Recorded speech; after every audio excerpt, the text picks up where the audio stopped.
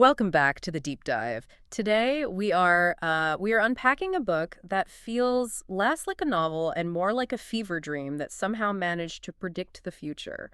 We're tackling Peter Carey's The Unusual Life of Tristan Smith. It really is something else. And I have to say, going through these notes, this isn't just a story. It feels like a map. It is a map, but Hmm. it's a map of a world that's tilted about 5 degrees from our own. It's dense, it's uncomfortable, and honestly, it's one of the most provocative explorations of power and performance you'll ever read. And that's exactly our mission today. We aren't just here to summarize a plot. We really want to get under the hood of this thing. Right. We're going to look at how Carey uses physical deformity as this metaphor for political weakness. We're going to decode this obsession with performance, and we're going to talk about cultural imperialism. Which sounds so academic and dry. It does, but in this book, it's violent, and it's colorful, and it is so, so loud. I mean, the elevator pitch is pretty simple. It's the story of a monster who thinks he's Napoleon. That's it. That's it exactly. And for you listening, if you haven't read it, we really need to set the stage. No. Because the geography here isn't just, background dressing. It's the whole point. We've got two main players, Efica and Voorstand. And you should think of them as a kind of funhouse mirror reflection of the world we know. On one side, you have Voorstand, The Empire. the empire. But it's not Rome, it's not Britain. It's this high-tech, entertainment-obsessed, waterlogged superpower. It feels a lot like a satirical version of the United States. It does, but with these deep Dutch and South African colonial roots mixed in. It's wealthy, it's shiny, and it completely dominates the globe. And then on the other side, you have Efica, The underdog. the ultimate underdog. Efica is this gritty, windswept archipelago of 18 islands. It's a former colony, basically a dumping ground for convicts and people who worked with dyes. And it's really, really struggling to figure out what it is in the modern world. And this is where our narrator, Tristan Smith, is born. Yeah. And Tristan, calling him a narrator feels like a massive understatement. He's a force of nature, but he is also physically devastated. And that's the central tension of the whole book, isn't it? Mm. Tristan is born without lips. He's got twisted legs, a triangular face, a hole in his heart. In any other story, he'd be the tragic victim in the background. Right, the object of pity. Exactly. But here, he has the ego of a dictator and the soul of a leading man. So we've got a massive stack of sources here, extensive excerpts from the novel itself, bits of Tristan's autobiography, these amazing little historical footnotes from inside this fictional world. Let's start with the ground beneath their feet. Break down Efica for us. What does it feel like to actually be there? Okay, so if you were standing at Efica, particularly in the capital, the first thing you'd notice is the smell. It's visceral. Not a good smell, I'm guessing. Definitely not. The text describes the rivers, like the Nabangari, as being disappointing. You look at a map, you expect, blue water.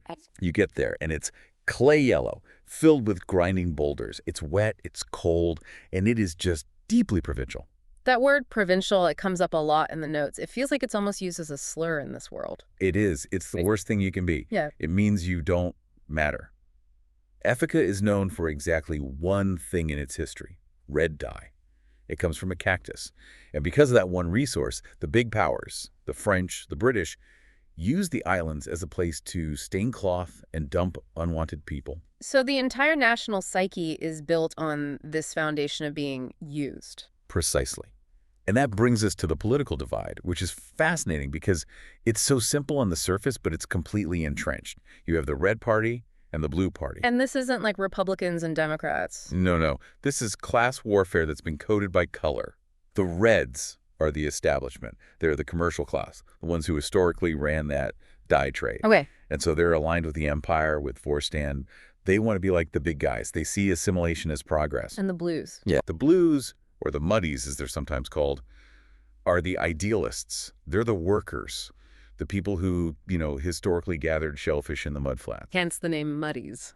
Exactly. And they want an independent Efican identity.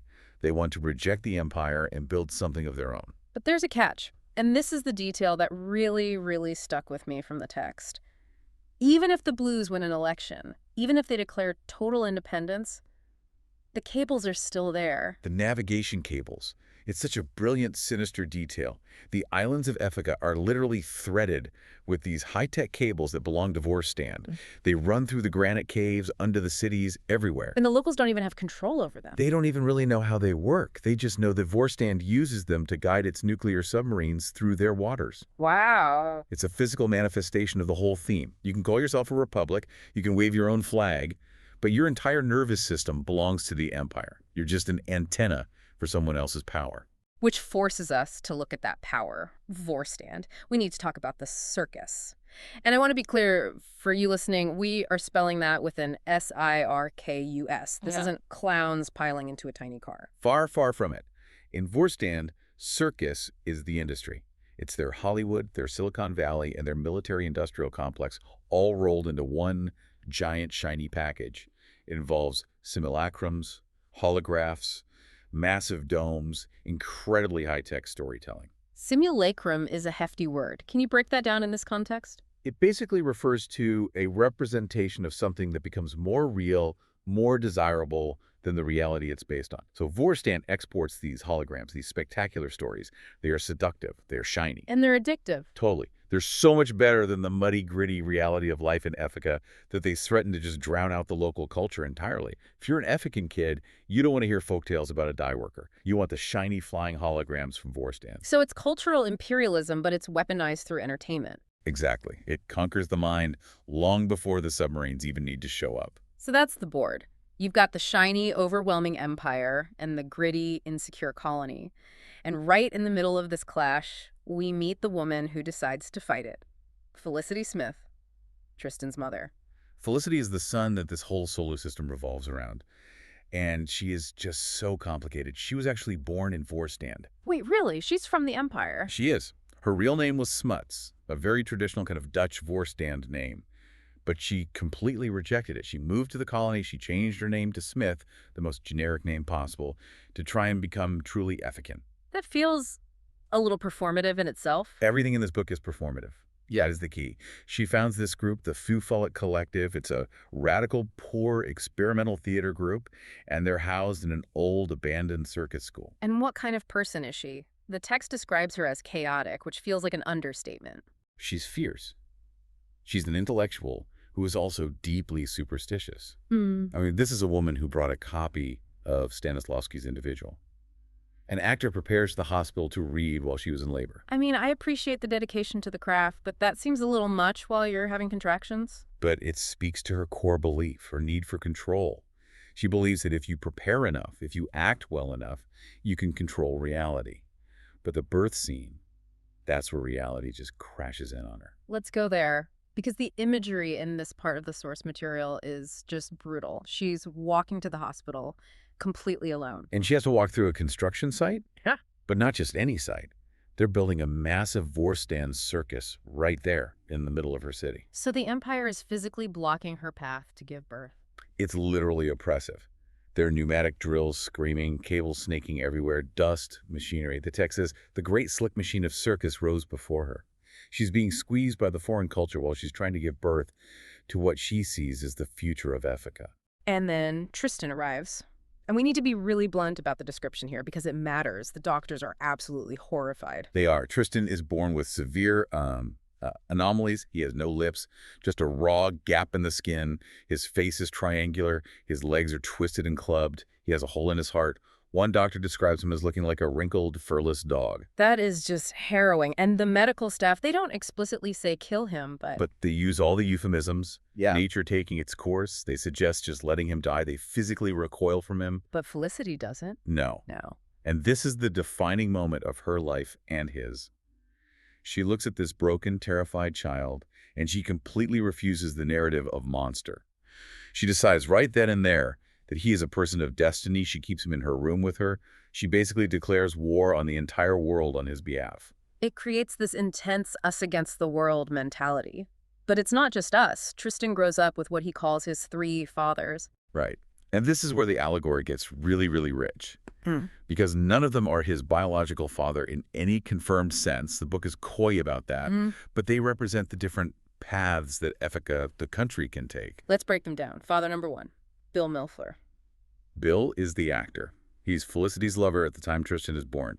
He's young, he's incredibly handsome, he's not educated, but he has this amazing, raw, natural talent. So he seems to represent everything that Tristan isn't, physically speaking. He is the physical ideal. He's the perfect leading man. But he also represents the temptation of Voorstand. Because, Efican is just too small for a talent like his. He's a big fish in a small pond. Exactly. And eventually he leaves the gritty, poor faux folly theater to become a massive star in the Voorstand circus in their capital, Saarlam. So he's the sellout. In the eyes of the collective, yes, absolutely. He represents the brain drain.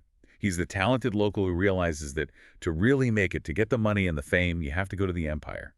He sells his exotic Eficanness to the Voorstanders for a fat paycheck. Okay, so that's the body, the physical ideal. Then we have father number 2, Vincent Theroux. Vincent is the mind, or maybe more accurately, the hypocrisy of the mind. He's an intellectual, he's wealthy, he's cultured, a very important strategist for the Blue Party. And he's Felicity's patron, her long-term lover. Yes, but his relationship with Tristan is... It's just so difficult to read. It's heartbreaking. Vincent is the kind of guy who loves humanity in the abstract but can't really stand people in reality. I know that type. Right. He romanticizes the unborn child. He calls him lifeling. It means darling. He writes these beautiful poems about him. But when he actually sees him... He's horrified. He's an aesthete. He loves beauty. And when he sees the twisted legs, the lack of lips, the smells, the bodily fluids of a newborn, he physically recoils. He can't bring himself to hold the child. That is such a sharp critique of a certain kind of political leader, isn't it? The one who loves the idea of the people but hates the actual messiness of them. It's a perfect encapsulation of it. And yet, you have to give Vincent some credit. He pays the bills.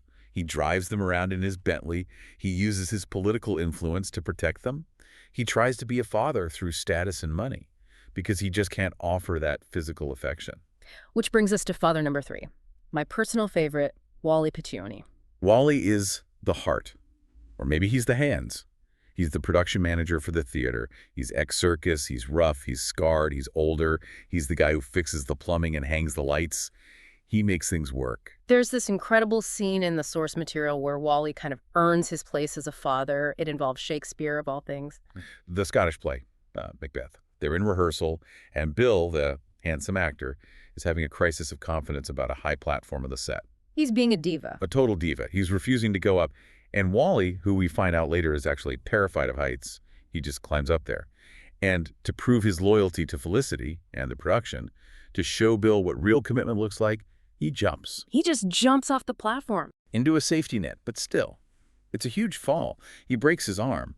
But the text calls it a declaration of love. Not, romantic love in the flowery sense, but the deep, sacrificial love of service. And from that moment on, Wally becomes the actual parent. 100%.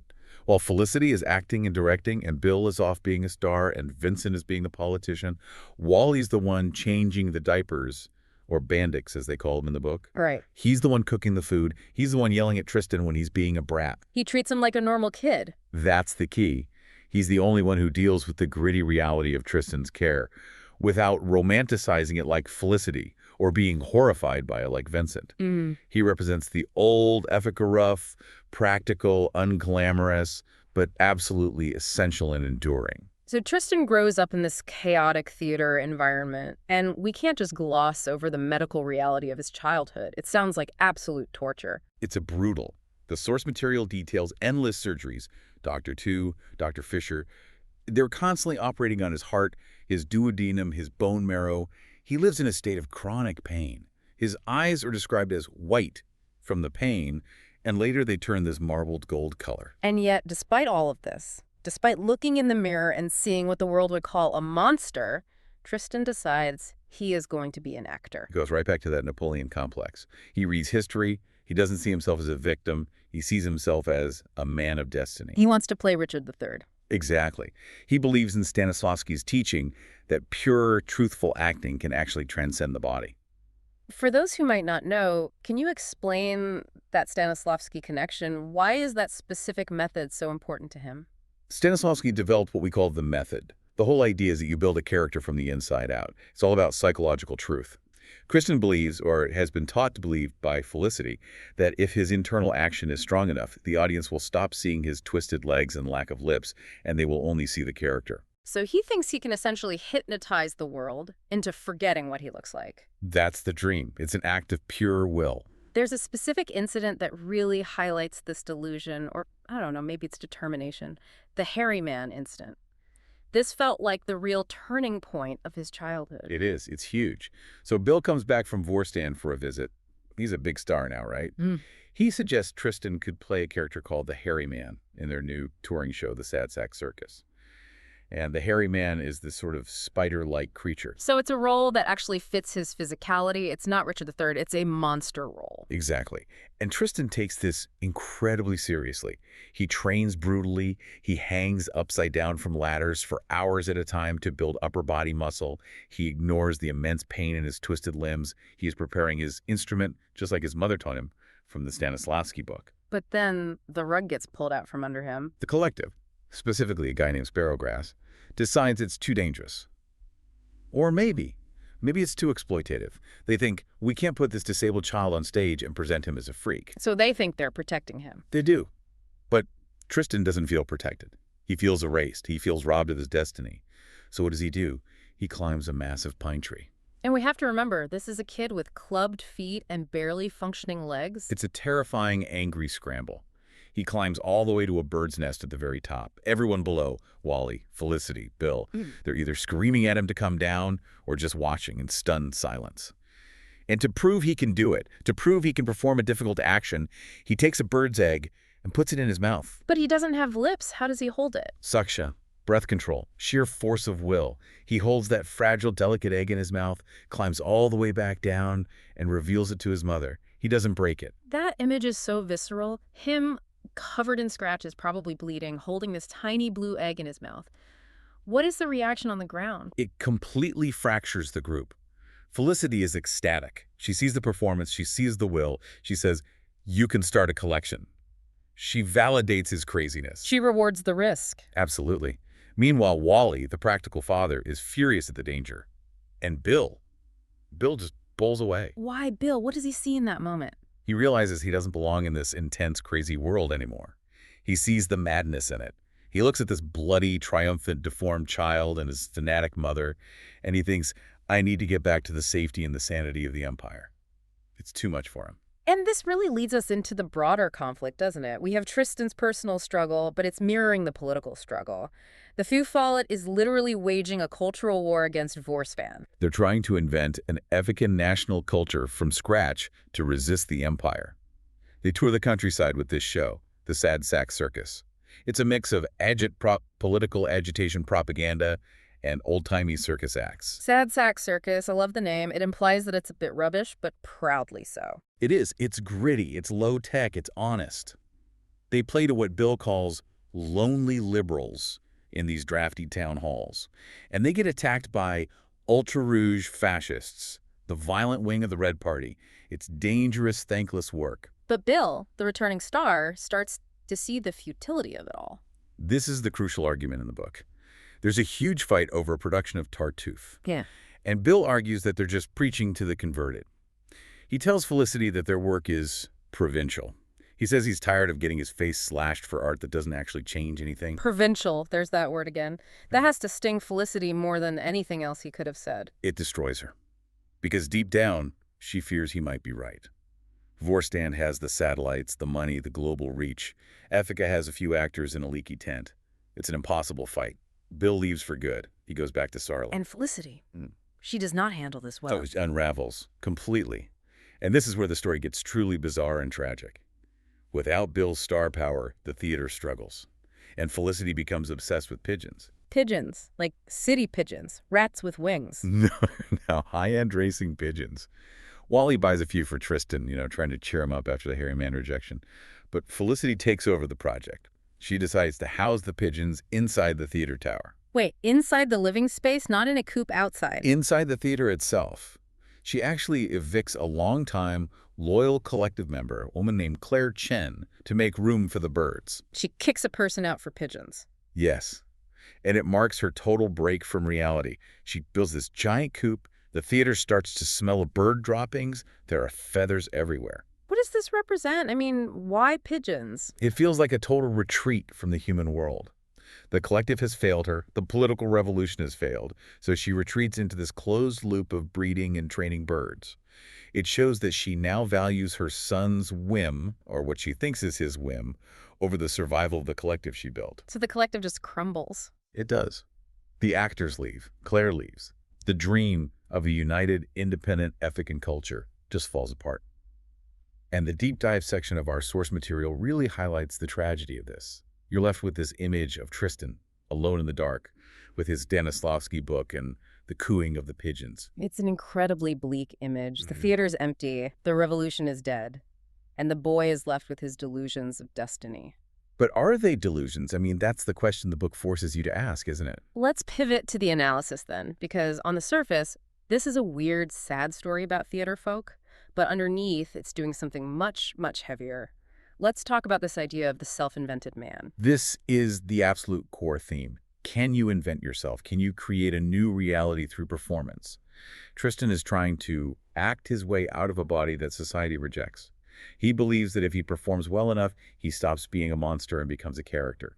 He's trying to write his own history right on top of his biology. And Efica, the country, is trying to do the exact same thing on a national level. Exactly. Efica is trying to act its way out of being a colony. It's trying to perform independence. It's trying to say, we are not just a dump for convicts and dyers. We were a nation. Even though it's small and it's damaged and it's threaded with foreign cables, it can't control. You mentioned that quote earlier from Stanislavski. At such times, even a deformed person becomes beautiful. That is the gospel according to Felicity Smith. It drives everything they do. But the book really pushes back and asks, is it true? Or is it a dangerous lie? Can you really transcend your material reality just by force of will? Can Efica really be independent when Voorstand owns the cables? Can Tristan really be a hero when he can't walk properly? The book seems to suggest, maybe. But the cost is enormous. The cost is everything. Yeah, look at the parent-child dynamic. Felicity's love for Tristan is fierce. It's almost manic. She refuses to hide him. She treats him like a prince, a genius. But that love just burns everything down around it. It alienates Bill. It destroys the collective. It sacrifices the entire community for the sake of the individual. That's a brilliant observation. She becomes a dictator in her own little home to protect her son from the dictators outside. It's a paradox. And if we look at the characters as political allegories again, just to really crystallize this for you listening. Tristan is Efica. He's small, he's damaged, he's literally struggling for breath, he's dependent on others for his survival, and yet he's proud, he is distinct, and he harbors these insane dreams of greatness. He just refuses to be a victim. And Bill Milsler. Bill is the comprador class. He represents the local elites who succeed by becoming part of the empire. He's the one who says, why struggle here in the mud? The real action, the real money, is in the circus and Voorstand. He represents the practical, cynical, and maybe even sensible path of assimilation. And Wally, good old Wally. Wally is the indigenous soul. Or you could say he's the working class. He's rough, he's ignored, he's not glamorous, he doesn't have big theories about art and politics. But he is the one actually doing the work. He is the one catching the falling bodies. And feeding the child. Without Wally, Tristan dies. Without the workers, the nation dies. But nobody writes plays about Wally. It really makes you look at the concept of success differently. Voorstand offers the slick, high-tech circus. It's perfect, it's entertaining, it's seamless. But it's hollow. It's just light projected into a dome. It's a simulacrum. And Efica offers the sad sack circus. It's messy, it's painful, it's dangerous. The actors get beat up, the sets fall down. But it's real, it's human. It has blood and sweat and mud in it. Yeah. So what does this all mean for us? Why should we, sitting here in our own reality, care about a fictional theater troupe in a made-up archipelago? Because it's about the stories we tell ourselves to survive. Right. I mean, we all have Voorstands in our lives, these dominant forces, these cultural standards of beauty or success that make us feel small or provincial. We look at Hollywood or social media and we feel like muddies. We feel like we're just living in the provinces of someone else's empire. Right. And I think we all have a bit of Tristan in us. That part that feels broken or not good enough but still wants to climb the tree. The part that wants to put the egg in its mouth and say, look at me, look what I did. It asks us to define beauty on our own terms. And power, too. Is power the giant hologram in the sky that everyone looks at? Or is power the ability to endure immense pain and just keep going? Is power the simulacrum, or is it the struggle? That is a powerful place to land. But before we go, I want to leave our listeners with one final thought. Tristan claims he has a destiny. He ends this part of his story sitting in the dark, abandoned, but vowing that he will never desert the theater. It's chilling, and it's inspiring at the exact same time. He is utterly alone, but his resolve is harder than diamond. So the question is, given his physical limitations and the total collapse of his support system, is this destiny a delusion? Is he just a sad, broken kid in a dark room with some pigeons? Or is the sheer force of his will enough to actually bend reality? And the source material seems to suggest that history isn't written by the perfect people. It isn't written by the Bills who take the easy path to the good life. It's written by those who refuse to leave the stage, no matter how broken the set is or how empty the house is. What happens when the monster decides he is actually the hero? I guess that's for you to decide. Thanks for joining us on this deep dive into the unusual life of Tristan Smith. A pleasure, as always. We'll see you next time.